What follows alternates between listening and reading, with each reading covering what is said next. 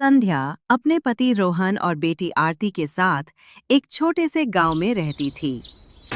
उसका पति रोहन पास ही की एक फैक्ट्री में काम करता था। उसके पति को वहां बहुत ही कम पैसे मिलते थे और उनका गुजारा बहुत मुश्किल से चल पाता था। एक दिन संध्या अपने पति से कहती है, क्या फायदा इस काम का, जिस घर का गुजारा ही बहुत मुश्किल से चलता है। तुम कुछ और काम क्यों नहीं देख लेते? नहीं नहीं, ऐसा क्यों कहती हो? जितना कमाता हूँ उससे पूरा तो हो जाता है घर का। हाँ हाँ, वो तो मुझे पता ही है कैसा होता है गुजारा। ऐसा कहकर संध्या पास के बाजार में खाने का कुछ सामान खरीदने चली जाती है। जब वह सामान खरीदकर वापस आती है, तब वह देखती कि एक बर्गर वाले के ठेले पर बहुत भीड़ लगी थी। सभी लोग उसके ठेले का ही बर्गर खा रहे थे। आसपास तरह तरह की दुकानें थी, पर कोई भी उन पर ना जाकर बर्गर खाना ज्यादा पसंद कर रहे थे। यह सब देखकर संध्या को भी बर्गर बेचने का मन बन गया। संध्या को खाना बनाना बहुत अच्छा लगता था। वह ऐसा मन में सोचकर उस बर्गर वाले के ठेले पर जाती है और कहती है, भैया कितने का है बर्गर? 30 रुपए का एक। अच्छा भैया, एक देना। ठीक है, अभी लो। ऐसा कहकर बर्गर वाला बर्गर बनाने लग जाता है। संध्या उसे बर्गर वाले को बड़े ही ध्यान से बर्गर बनाते हुए देखती है और बर्गर खाकर घर वापस आ जाती है और घर आकर अपने पति रोहन से बर्गर बेचने की बात करती है। उसकी बात सुनकर उसका पति हंसता हुआ कहता है, ये क्या कह रही हो संध्या? तुम एक ही बार में बर्गर बनाना सीख गई हो। तुमने आज से पहले कभी बर्गर खा ही नहीं थे। आज ही बर्गर खाए और पहली बार में ही सीख गई। हाँ जी, आपको मेरी किसी भी बात पर भरोसा क्यों नहीं होता? मैं सच कह रही हूँ। रहने दो संध्या, मेरे पास इतने फालतू पैसे नहीं हैं तुम्हारे इस बेकार से काम के लिए। ऐसा मत कहो। अच्छा, अगर मैं तुम्हें बर्गर बनाकर खिला दूँ तो क्या आप मुझे ये काम करने देंगे? हाँ हाँ, जरूर जरूर। ऐसा कहकर रोहन हंसता हुआ बाहर चला जाता है। संध्या शाम को बाजार जाकर बर्गर बनाने का सामान ले आती है।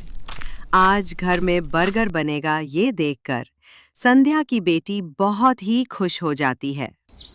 अगली सुबह संध्या बर्गर बनाती है और अपने पति और अपनी बेटी को देती है। बर्गर खाकर रोहन कहता है, अरे वाह वाह संध्या, ये तो तुमने बहुत स्वादिष्ट बनाए हैं। तो मैं क्या अब ये काम शुरू कर सकती हूँ? हाँ भाई, तुम्हें जो भी करना है करो। ये सुनकर संध्या बहुत ही खुश हो जाती है और शाम को अपनी बेटी के साथ बाजार जाकर बर्गर बनाने का सारा सामान ले आती है। अगले दिन में बर्गर बनाकर एक छोटे से ठेले में रखती है और बाजार में बेचने चली जाती है। बाजार में जाकर वो लोगों को आवाज लगाती है, बर्गर ले लो, बर्गर गर्मा गर्म 30 रुपये का एक बर्गर खाओ, बर्गर। पर कोई भी उसकी तरफ ध्यान नहीं देता और राजू बर्गर वाले के पास जाकर बर्गर खाता। राजू का ठेला संध्या के ठेले से बहुत ही बड़ा और सुंदर भी था, जिसकी वजह से लोग उसके ठेले पर जाना पसंद करते थे। रात होते होते संध्या के केवल 4 बर्गर ही लिखे। वह बचे हुए बर्गर को घर जाते हुए रास्ते में मिलते हुए गरीब लोगों को देती हुई जाती है। इस तरह घर आते आते उसके सारे बर्गर खत्म हो जाते हैं। घर आते ही उसका पति उससे पूछता है, क्या हुआ संध्या? लगता है तुम्हारे सारे बर्गर बिक गए हैं आज तो। नहीं जी, केवल 4 ही बर्गर बिके हैं आज तो। वो तो मैं आते समय गरीबों में बांट दिए थे। देखो संध्या, अभी भी समय है, तुम ये काम बंद कर दो। नहीं जी, आज तो पहले ही दिन था, मुझे अभी कोशिश करने दो। ऐसा कहकर संध्या खाना बनाने लग जाती है और खाना खाकर वो लोग सो जाते हैं। फिर अगले दिन संध्या फिर से बर्गर बनाकर उसको बेचने जाती है, पर आज भी उसके बहुत ही कम बर्गर बिके थे और संध्या रोज उन बचे हुए बर्गर्स को गरीबों में बांट देती है और घर आती है। कुछ दिन ऐसा ही चलता रहा। एक दिन राजू बर्गर वाला संध्या के पास आता है और कहता है, क्या बात है बहन जी, मैं देखता हूँ कि आपका बर्गर कोई नहीं खाता और खरीदता। इससे तुमको क्या मतलब? मेरे बर्गर बिके हैं या नहीं? तुम अपने बर्गर बेचने पे ध्यान दो, समझे? अरे मेरी मानो तो तुम ये काम बंद कर दो। क्यों मेरी बराबरी करती हो? तुम अपने काम से मतलब रखो ना, क्यों मेरे काम और मेरे बीच में आ रहे हो? लो भाई जी, आजकल तो भलाई का कोई जमाना ही नहीं रहा। हम तो आपकी भलाई की ही बात कह रहे थे। हाँ, मुझे दिख रहा है कितना भला चाहते हो तुम मेरा और उन लोगों का जिनको तुम सड़ी गली सब्जियों से बना बर्गर खिलाते हो। तो क्या हुआ, लोग फिर भी मेरा ही बर्गर खाते हैं? तुम तो ताजी ताजी सब्जी डालते हो, फिर भी तुम्हारे बर्गर नहीं बिकते। तुम तो लोगों का इतना भला करती हो, फिर भी। कोई बात नहीं, आज नहीं तो कल बिकेंगे मेरे बर्गर और तुमसे ज्यादा ही बिकेंगे, तुम देखना। हाँ हाँ, देखते हैं, कहीं ऐसा ना हो कि भलाई करते करते तुम्हारा ही धंधा बंद ना हो जाए। ऐसा कहकर राजू जोर जोर से हंसने लगता है। संध्या उसकी तरफ ध्यान न देकर अपने काम में लग जाती है। राजू को केवल मुनाफा कमाना था, जिस वजह से वो लोगों को सड़ी गली सब्जी से बना बर्गर खिलाता था। पर उसका ठेला बहुत ही सुंदर था, इस कारण लोग वहीं जाते थे। वो कहावत तो आप लोगों ने सुनी ही होगी, ऊंची दुकान फीके पकवान। वही हाल यहाँ राजू के ठेले का था। संध्या का ठेला छोटा और देखने में सुंदर भी नहीं था, इसलिए लोग वहां कम आते थे। अब तो राजू रोज संध्या को उसकी भलाई के लिए बोलने लगा था। संध्या उसकी बातों में ध्यान न देकर अपने काम पर ध्यान देती थी। राजू अपने बचे हुए बर्गर्स को कचरे के डब्बे में फेंक देता था, जिसे देखकर संध्या को बहुत दुख होता था। वो कई बार उसको समझाने की कोशिश करती, पर वो उसकी नहीं सुनता था। एक रात को वो और दिन की तरह अपने बर्गर गरीबों में बांट रही थी। बहुत बहुत शुक्रिया आपका। मैं 2 दिन से भूखा था, भगवान तुम्हारा भला करे। धन्यवाद आपका। आज संध्या का एक भी बर्गर नहीं बिका था।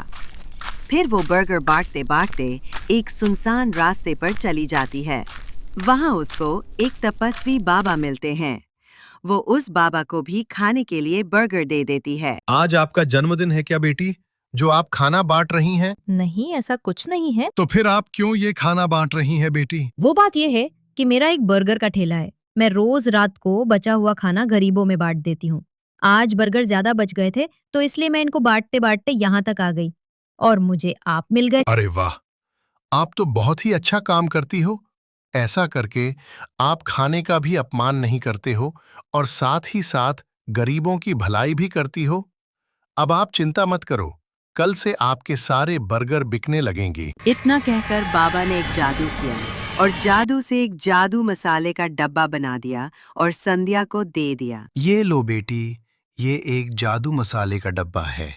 इस मसाले को तुम अपने बर्गर में डालना, इससे तुम्हारे सारे बर्गर बिक जाएंगे। और यह जादू मसाला है, इसलिए कभी भी खत्म नहीं होगा और तुम इसी तरह गरीबों की मदद करती रहना। बाबा जी, आपका बहुत बहुत धन्यवाद। ऐसा कहकर बाबा जी वहां से चले जाते हैं और संध्या भी अपने घर आ जाती है और आकर अपने पति को सारी बात बताती है। अगले दिन संध्या अपने ठेले पर बर्गर बनाती है और उन बर्गर्स में वो जादू मसाला डालते हैं। बर्गर बनाकर वो उनको अपने ठेले पर लगा देती है।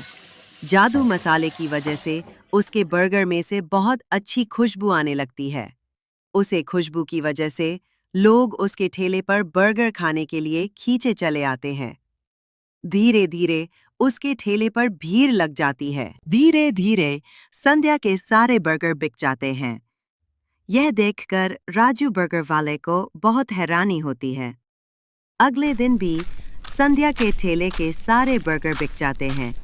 तो राजू संध्या के पास आकर पूछता है, क्या बात है संध्या, ये आजकल तुम्हारे सारे बर्गर कैसे बिक रहे हैं? ये सब मेरी भलाई और जादुई मसाले का कमाल है। जादुई मसाले का नाम सुनकर राजू चौंक जाता है। अब तो रोज संध्या के बर्गर बिक जाते और राजू के बर्गर नहीं बिकते। ये देखकर राजू ने अपने बर्गर का दाम घटाकर 20 रुपया रख दिया, पर कोई फायदा नहीं हुआ। अब तो राजू को संध्या पर बहुत ही ज्यादा गुस्सा आने लगा। वो संध्या के जादू मसाले को चुराने का एक प्लान बनाता है। वो चुपके से संध्या के घर में घुसकर वो जादू मसाला ढूंढता है। कहाँ रखा होगा वो मसाला? जरूर वो रसोई घर में ही रखा होगा, पर मैं कैसे पहचान लूंगा कि वो एक जादू मसाला है? वह ऐसा सोच ही रहा था कि उसकी नजर ऊपर रखे मसाले के डब्बे पर पड़ती है। उसको देखकर वह कहता है, रसोई में ये डब्बा सबसे ऊपर रखा है, लगता है यही वो जादू मसाले का डब्बा है। ऐसा कहकर जैसे ही वह मसाले की तरफ अपना हाथ बढ़ाता है, तो जादू मसाले का डब्बा हवा में उड़ने लगता है राजू उसको पकड़ने की कोशिश करता है कि तभी जादुई मसाले का डब्बा उसकी आंखों के ऊपर आ जाता है और मसाला उसकी आंखों में गिर जाता है। जैसे ही मसाला उसकी आंख में गिरता है तो राजू चिल्लाता है, आह आह आह कोई बचाओ मुझे, मेरी आंखें बहुत जल रही हैं। आह आह ऐसा कहकर राजू इधर-उधर भागने लगता है। भागते भागते वो घर से बाहर निकल जाता है। उस दिन के बाद राजू ने उसे जादुई मसाले को चुराने का प्लान अपने दिमाग से निकाल दिया। संध्या ने उसे जादू मसाले से बने बर्गर बेचकर खूब पैसे कमा लिए थे। अब उसने बर्गर की अपनी एक बड़ी दुकान भी खोल ली थी। उसके बर्गर से अभी भी वही खुशबू आती थी, इसीलिए लोग अभी भी उसकी दुकान के बर्गर खाने आते थे। अब तो संध्या के पति रोहन ने भी उसके काम में हाथ बटाना शुरू कर दिया था। संध्या दुकान बंद करने के बाद कुछ एक्स्ट्रा बर्गर बनाकर गरीबों में बांटती थी। उसको गरीबों की मदद करके बहुत ही अच्छा लगता था। पालमपुर गांव में रहने वाली करुणा की शादी को लगभग 8 साल ही हुए थे जब उसका पति उसे और उसके दोनों बच्चों को छोड़कर इस दुनिया से चला गया था। तो घर की जिम्मेदारी अब करुणा पर आ गई। उसकी एक 8 साल की बेटी राधिका और 6 साल का बेटा सुधीर था। बिन बाप के बच्चों को उसने बड़े ही लाड़ प्यार से पाला था। वह बड़ी दयालु थी। उससे जितना बन पाता उससे वह गरीबों को कुछ न कुछ दान पुण्य करती रहती थी। वह लोगों के घरों में काम करती, अपने दोनों बच्चों का पालन पोषण करती। आही जब छुट्टी वाला दिन होता तो करुणा अपने हाथों से मोमोज बनाकर अपने दोनों बच्चों को खिलाती। फिर एक रोज सचमुच माँ, तुम्हारे हाथों में तो जादू है। जादू, बहुत मजा आ गया। माँ, थोड़े और दो ना। मोमोज की खुशबू सुनकर अब आस पड़ोस की और भी बच्चे वहाँ आ जाते हैं। हमें भी खाने हैं मोमोज, हमें भी दो ना काकी। अच्छा, मैं अभी देती हूँ। करुणा ने उन बच्चों को भी मोमोज दिए। बच्चे मोमोज खाकर बहुत खुश हुए। फिर राधिका बोली, माँ, अब तो तुम मोमोज की एक दुकान ही खोलो। देखना, फिर खूब बिक्री होगी और थोड़े दाम कम रखना। देखना तो खूब सारे लोग आएंगे खाने मोमोज। बच्चों की कही हुई बातें करुणा के मन को जज गई। उसने हवेली का काम छोड़कर एक थैला खरीद लिया और उस पर मोमोज बनाकर बेचने लगी। उसने सिर्फ 20 रुपए के हिसाब से ही मोमोज बेचना शुरू कर दिया, जिससे उसकी अच्छी खासी बिक्री होने लगी। अब उसने दोनों बच्चों को अच्छे से स्कूल में पढ़ने डाल दिया। अब करुणा की मोमोज से अच्छी खासी कमाई होने लगी। ऐसे ही वक्त गुजरा। करुणा बूढ़ी हो गई। राधिका ने कॉलेज की पढ़ाई पूरी कर ली। अब वो शहर में एक अच्छी नौकरी पर लग गई। करुणा को लगा कि अब उसकी अच्छे दिन शुरू होंगे, लेकिन राधिका को अपने ही ऑफिस में काम करने वाले लड़के राहुल लातल से प्यार हो गया। 2 महीने के अंदर ही सबकी रजामंदी से उनकी शादी हो गई। शादी के बाद वो दोनों विदेश नौकरी करने के लिए चले गए। वहीं पर जाकर बस गए। कुछ समय बाद सुधीर ने भी कॉलेज की पढ़ाई खत्म कर ली। जल्दी लौटना बेटा, ये बूढ़ी अब यह अकेली रह गई है। अरे क्या माँ, पहले जाने तो दो।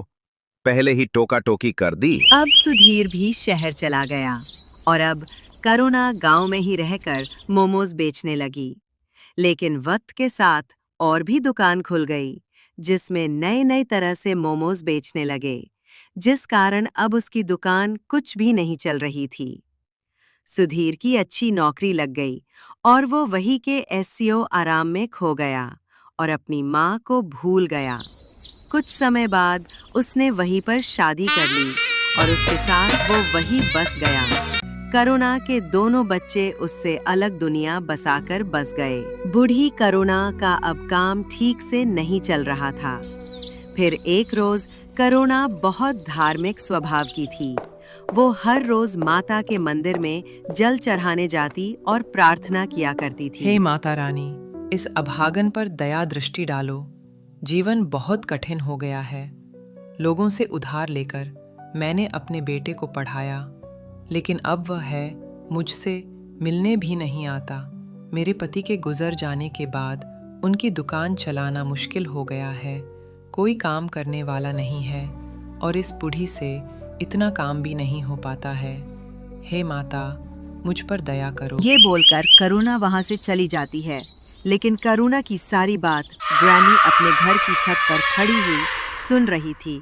ग्रैनी को इसके बच्चों पर बहुत गुस्सा आता है, लेकिन वह उन्हें कुछ न कहकर करुणा की मदद करने की सोचती है। जैसे ही अगले दिन करुणा अपनी मोमोज बनाने के लिए चारपाई से उठती हैं, तो है रसोई में जाकर देखते हैं कि सारी मोमोज तैयार है। वह यह नज़ारा देखकर बहुत हैरान थी, लेकिन उसने किसी से कुछ नहीं कहा और अपना ठेला लगा लिया। आइए, आइए, गर्मा गर्म मोमोज खाइए और अपने घर भी ले जाइए। आइए, आइए, गर्मा गर्म मोमोज। आज करुणा के मोमोज में से ऐसी खुशबू आ रही थी जैसी आज तक उसके मोमोज में आई नहीं। पूरे बाजार के लोग मोमोज की खुशबू से आकर्षित होकर करुणा की दुकान पर आने लगे और देखते ही देखते करुणा की दुकान पर भीड़ लग जाती है। करुणा लोगों की ये भीड़ देखकर बहुत खुश होती है। देखते ही देखते उसके सारे मोमोज खत्म हो जाते हैं। आज तो बहुत अच्छी कमाई हुई है। अगर ऐसे ही रोज की कमाई होने लगी तो मेरा सारा कर्ज उतर जाएगा। अब हर रोज करुणा को रसोई में मोमोज बनी मिलते हैं, जो खाने में बहुत ही स्वादिष्ट लगते थे। ग्रैनी की बनी मोमोज में स्वाद ऐसा था कि हर कोई उंगलियां चाटता रह जाता था।